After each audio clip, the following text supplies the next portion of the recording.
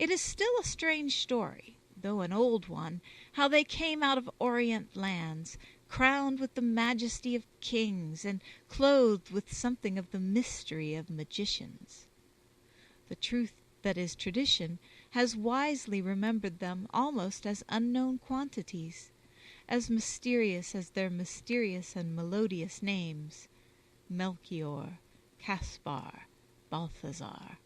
But there came with them all that world of wisdom that had watched the stars in Chaldea and the sun in Persia, and we shall not be wrong if we see in them the same curiosity that moves all the sages. They would stand for the same human ideal if their names had really been Confucius or Pythagoras or Plato. They were those who sought not tales, but the truth of things. And since their thirst for truth was itself a thirst for God, they also have had their reward. But even in order to understand that reward, we must understand that for philosophy as much as mythology, that reward was the completion of the incomplete. Such learned men would doubtless have come, as these learned men did come, to find themselves confirmed in much that was true in their own traditions and right in their own reasoning. Confucius would have found a new foundation for the family in the very reversal of the Holy Family. Buddha would have looked upon a new renunciation of stars rather than jewels, and divinity rather than royalty. These learned men would still have the right to say, or rather a new right to say, that there was truth in their old teaching.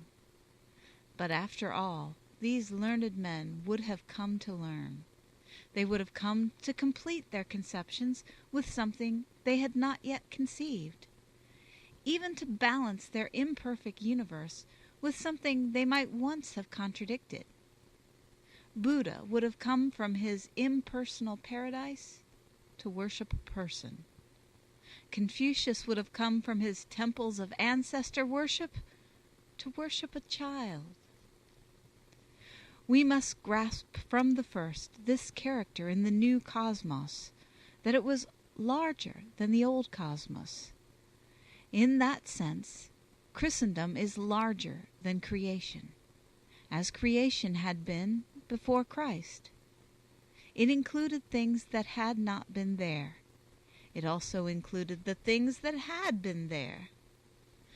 The point happens to be well illustrated in this example of Chinese piety, but it would be true of other pagan virtues or pagan beliefs. Nobody can doubt that a reasonable respect for parents is part of a gospel in which God himself was subject in childhood to earthly parents. But the other sense, in which the parents were subject to him, does introduce an idea that is not Confucian. The infant Christ is not like the infant Confucius. Our mysticism conceives him in an immortal infancy. I do not know what Confucius would have done with the bambino had it come to life in his arms as it did in the arms of St. Francis. But this is true in relation to all the other religions and philosophies. It is the challenge of the Church. The Church contains what the world does not contain. Life itself does not provide as she does for all sides of life. That every other system is narrow and insufficient compared to this one, that is not a rhetorical boast. It is a real fact and a real dilemma. Where is the Holy Child amid the Stoics and the ancestor worshippers? Where is Our Lady of the Moslems, a woman made for no man and set above all angels? Where is Saint Michael of the monks of Buddha, rider and master of the trumpets, guarding for every soldier the honor of the sword? What could St. Thomas Aquinas do with the mythology of Brahmanism, he who set forth all the science and rationality and even rationalism of Christianity? Yet, even if we compare Aquinas with Aristotle At the other extreme of reason, we shall find the same sense of something added. Aquinas could understand the most logical parts of Aristotle. It is doubtful if Aristotle could have understood the most mystical parts of Aquinas. Even where we can hardly call the Christian greater, we are forced to call him larger. But it is so to whatever philosophy or heresy or modern movement we may turn. How would Francis the Troubadour have fared among the Calvinists, or for that matter, among the utilitarians of the Manchester school? Yet men like Bossuet and Pascal could be as stern and logical as any Calvinist or utilitarian. How would St. Joan of Arc, a woman waving on men to war with the sword, have fared among the Quakers, or the Doukhobors, or the Tolstoyan sect of pacifists? Yet any number of Catholic saints have spent their lives in preaching peace and preventing wars. It is the same with all the modern attempts at syncretism. They are never able to make something larger than the creed without leaving something out. I do not mean leaving out something divine, but something human. The flag, or the N, or the boy's tale of battle, or the hedge at the end of the field. The Theosophists build a pantheon, but it is only a pantheon for pantheists. They call a parliament of religion as a reunion of all the peoples, but it is only a reunion of all the prigs. Yet exactly such a pantheon had been set up 2,000 years before by the shores of the Mediterranean, and Christians were invited to set up the image of Jesus side by side with the image of Jupiter, of Mithras, of Osiris, of Attis, or of Ammon. It was the refusal of the Christians that was the turning point of history. If the Christians had accepted, they and the whole world would have certainly, in a grotesque but exact metaphor, gone to pot. They would all have been boiled down to one lukewarm liquid in that great pot of cosmopolitan corruption, in which all the other myths and mysteries were already melting. It was an awful and an appalling escape. Nobody understands the nature of the Church, or the ringing note of the creed descending from antiquity, who does not realize that the whole world once very nearly died of broad-mindedness and the brotherhood of all religions. Here it is the important point that the Magi, who stand for mysticism and philosophy, are truly conceived as seeking something new, and even as finding something unexpected. That tense sense of crisis which still tingles in the Christmas story, and even in every Christmas celebration, accentuates the idea of a search and a discovery. The discovery is, in this case, truly a scientific discovery. For the other mystical figures in the miracle play, for the angel and the mother, the shepherds and the soldiers of Herod, there may be aspects both simpler and more supernatural, more elemental or more emotional.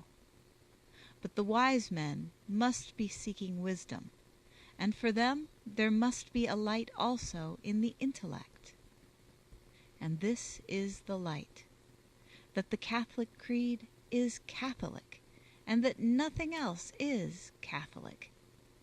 The philosophy of the Church is universal. The philosophy of the philosophers was not universal. Had Plato and Pythagoras and Aristotle stood for an instant in the light that came out of that little cave, they would have known that their own light was not universal. It is far from certain, indeed, that they did not know it already. Philosophy also, like mythology, had very much the air of a search. It is the realization of this truth that gives its traditional majesty and mystery to the figures of the three kings. the discovery that religion is broader than philosophy, and that this is the broadest of religions, contained within this narrow space. The magicians were gazing at the strange pentacle with the human triangle reversed, and they have never come to the end of their calculations about it. For it is the paradox of that group in the cave that while our emotions about it are of childish simplicity, our thoughts about it can branch with a never-ending complexity, and we can never reach the end even of our own ideas about the child who was a father and the mother who was a child. We might well be content to say that mythology had come with the shepherds and philosophy with the philosophers, and that it only remained for them to combine in the recognition of religion. But there was a third element that must not be ignored, and one which that religion forever refuses to ignore in any revel or reconciliation. There was present in the primary scenes of the drama that enemy that had rotted the legends with lust, and frozen theories into atheism, but which answered the direct challenge with something of that more direct method which we have seen in the conscious cult of the demons. In the description of that demon worship, of the devouring detestation of innocence shown in the works of its witchcraft, and the most inhuman of its human sacrifice, I have said less of its incorrect and secret penetration of the saner paganism, the soaking of mythological imagination with sex, the rise of imperial pride into insanity. But both the indirect and the direct influence make themselves felt in the drama of Bethlehem. A ruler under the Roman suzerainty, probably equipped and surrounded with the Roman ornament and order though himself of Eastern blood, seems in that hour to have felt stirring within him the spirit of strange things. We all know the story of how Herod, alarmed at some rumor of a mysterious rival, remembered the wild gesture of the capricious despots of Asia, and ordered a massacre of suspects of the new generation of the populace. Everyone knows the story, but not everyone has perhaps noted its place in the story of the strange religions of men. Not everybody has seen the significance even of its very contrast with the Corinthian columns and Roman pavement of that conquered and superficially civilized world. Only, as the purpose in his dark spirit began to show and shine in the eyes of the Idumean, a seer might perhaps have seen something like a great gray ghost that looked over his shoulder, have seen behind him, filling the dome of night and hovering for the last time over history, that vast and fearful face that was Moloch of the Carthaginians, awaiting his last tribute from a ruler of the races of Shem. The demons also, in that first festival of Christmas, feasted after their own fashion. Unless we understand the presence of that enemy, we shall not only miss the point of Christianity, but even miss the point of Christmas. Christmas for us in Christendom has become one thing, and, in one sense, even a simple thing. But like all the truths of that tradition, it is, in another sense, a very complex thing. Its unique note is the simultaneous striking of many notes, of humility, of gaiety, of gratitude, of mystical fear, but also of vigilance and of drama. It is not only an occasion for the peacemakers any more than for the merrymakers. It is not only a Hindu peace conference any more than it is only a Scandinavian winter feast. There is something defiant in it also, something that makes the abrupt bells at midnight sound like the great guns of a battle that has just been won. All this indescribable thing that we call the Christmas atmosphere only hangs in the air as something like a lingering fragrance or fading vapor from the exultant explosion of that 1 hour in the Judean hills nearly 2,000 years ago. But the savor is still unmistakable, and it is something too subtle or too solitary to be covered by our use of the word peace. By the very nature of the story, the rejoicings in the cavern were rejoicings in a fortress or an outlaw's den. Properly understood, it is not unduly flippant to say they were rejoicings in a dugout. It is not only true that such a subterranean chamber was a hiding place from enemies, and that the enemies were already scouring the stony plain that lay above it like a sky. It is not only that the very horse hoofs of Herod might in that sense have passed like thunder over the sunken head of Christ. It is also that there is in that image a true idea of an outpost, of a piercing through the rock, and an entrance into an enemy territory. There is in this buried divinity an idea of undermining the world, of shaking the towers and palaces from below, even as Herod the great king felt that earthquake under him and swayed with his swaying palace. That is perhaps the mightiest of the mysteries of the cave. It is already apparent that though men are said to have looked for hell under the earth, in this case it is rather heaven that is under the earth. And there follows in this strange story the idea of an upheaval of heaven. That is the paradox of the whole position, that henceforth the highest thing can only work from below. Royalty can only return to its own by a sort of rebellion. Indeed, the Church, from its beginnings, and perhaps especially in its beginnings, was not so much a principality as a revolution against the prince of the world. This sense that the world had been conquered by the great usurper and was in his possession has been much deplored or derided by those optimists who identify enlightenment with ease. But it was responsible for all that thrill of defiance and a beautiful danger that made the good news seem to be really both good and new. It was in truth against a huge unconscious usurpation that it raised a revolt, and originally so obscure a revolt. Olympus still occupied the sky like a motionless cloud molded into many mighty forms. Philosophy still sat in the high places and even on the thrones of the kings when Christ was born in the cave and Christianity in the catacombs. In both senses we may remark the same paradox of revolution, the sense of something despised and of something feared. The cave, in one aspect, is only a hole or corner into which the outcasts are swept like rubbish. Yet, in the other aspect, it is a hiding place of something valuable, which the tyrants are seeking like treasure.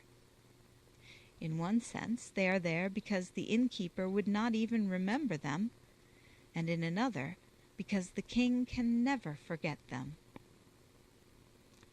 We have already noted that this paradox appeared also in the treatment of the early church. It was important while it was still insignificant, and certainly while it was still impotent. It was important solely because it was intolerable. And in that sense it is true to say that it was intolerable because it was intolerant. It was resented because in its own still and almost secret way it had declared war. It had risen out of the ground to wreck the heaven and earth of heathenism. It did not try to destroy all that creation of gold and marble, but it contemplated a world without it. It dared to look right through it, as though the gold and marble had been glass. Those who charged the Christians with burning down Rome with firebrands were slanderers, but they were, at least, far nearer to the nature of Christianity than those among the moderns who tell us that the Christians were a sort of ethical society, being martyred in a languid fashion for telling men they had a duty to their neighbors, and only mildly disliked because they were meek and mild. Herod had his place, therefore, in the miracle play of Bethlehem, because he is the menace to the church militant, and shows it from the first as under persecution and fighting for its life. For those who think this a discord, it is a discord that sounds simultaneously with the Christmas bells. For those who think the idea of the crusade is one that spoils the idea of the cross, we can only say that for them the idea of the cross is spoiled. The idea of the cross is spoiled quite literally in the cradle. It is not here to the purpose to argue with them on the abstract ethics of fighting. The purpose in this place is merely to sum up the combination of ideas that make up the Christian and Catholic idea, and to note that all of them are already crystallized in the first Christmas story. They are three distinct and commonly contrasted things which are nevertheless one thing, but this is the only thing which can make them one. The first is the human instinct for a heaven that shall be as literal and almost as local as a home. It is the idea pursued by all poets and pagans making myths, that a particular place must be the shrine of the god, or the abode of the blessed, that fairyland is a land, or that the return of the ghost must be the resurrection of the body. I do not here reason about the refusal of rationalism to satisfy this need. I only say that if the rationalists refuse to satisfy it, the pagans will not be satisfied. This is present in the story of Bethlehem and Jerusalem, as it is present in the story of Delos and Delphi, and as it is not present in the whole universe of Lucretius or the whole universe of Herbert Spencer. The second element is a philosophy larger than other philosophies, larger than that of Lucretius and infinitely larger than that of Herbert Spencer. It looks at the world through 100 windows, where the ancient Stoic or the modern agnostic only looks through one. It sees life with thousands of eyes belonging to thousands of different sorts of people, where the other is only the individual standpoint of a Stoic or an agnostic. It has something for all moods of man. It finds work for all kinds of men. It understands secrets of psychology. It is aware of depths of evil. It is able to distinguish between ideal and unreal marvels and miraculous exceptions. It trains itself in tact about hard cases, all with a multiplicity and subtlety and imagination about the varieties of life which is far beyond the bald or breezy platitudes of most ancient or modern moral philosophy. In a word, there is more in it. It finds more in existence to think about. It gets more out of life. Masses of this material about our many-sided life have been added since the time of St. Thomas Aquinas.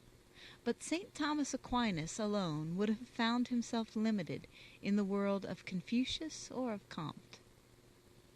And the third point is this, that while it is local enough for poetry and larger than any other philosophy, it is also a challenge and a fight.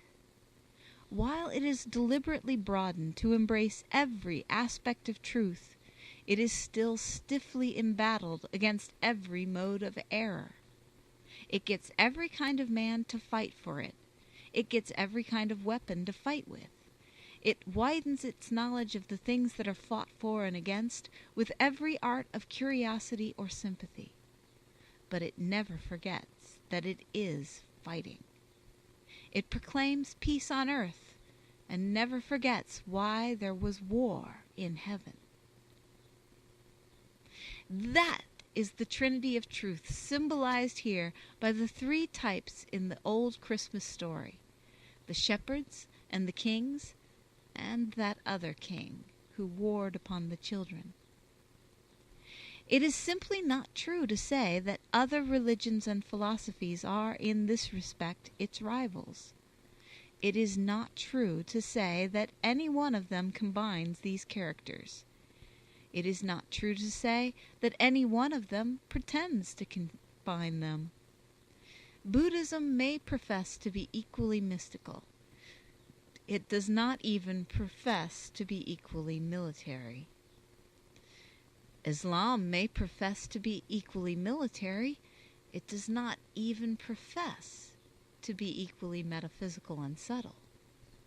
Confucianism may profess to satisfy the needs of the philosophers for order and reason. It does not even profess to satisfy the need of the mystics for miracle and sacrament and the consecration of concrete things. There are many evidences of this presence of a spirit at once universal and unique. One will serve here, which is the symbol of the subject of this chapter: that no other story, no pagan legend or philosophical anecdote or historical event does in fact affect any of us with that peculiar and even poignant impression produced on us by the word Bethlehem. No other birth of a god or childhood of a sage seems to us to be Christmas or anything like Christmas. It is either too cold or too frivolous or too formal and classical or too simple and savage or too occult and complicated. Not one of us, whatever his opinions, would ever go to such a scene with the sense that he was going home. He might admire it because it was poetical, or because it was philosophical, or any number of other things in separation, but not because it was itself. The truth is that there is a quite peculiar and individual character about the hold of this story on human nature. It is not in its psychological substance at all like a mere legend, or the life of a great man. It does not exactly, in the ordinary sense, turn our minds to greatness, to those extensions and exaggerations of humanity which are turned into gods and heroes even by the healthiest sort of hero worship. It does not exactly work outwardly, adventurously, to the wonders to be found at the ends of the earth. It is rather something that surprises us from behind, from the hidden and personal part of our being, like that which can sometimes take us off our guard in the pathos of small objects or the blind pieties of the poor. It is rather as if a man had found an inner room in the very heart of his own house which he had never suspected, and seen a light from within. It is as if he found something at the back of his own heart that betrayed him into good. It is not made of what the world would call strong materials, or rather, it is made of materials whose strength is in that winged levity with which they brush us and pass. It is all that is in us, but a brief tendency that is there, made eternal. All that means no more than a momentary softening that is in some strange fashion become a strengthening, and a repose. It is the broken speech and the lost word that are made positive and suspended unbroken. As the strange kings fade into a far country, and the mountains resound no more with the feet of the shepherds, and only the night and the cavern lie in fold upon fold over something more human than humanity. End of Chapter 1, Book 2.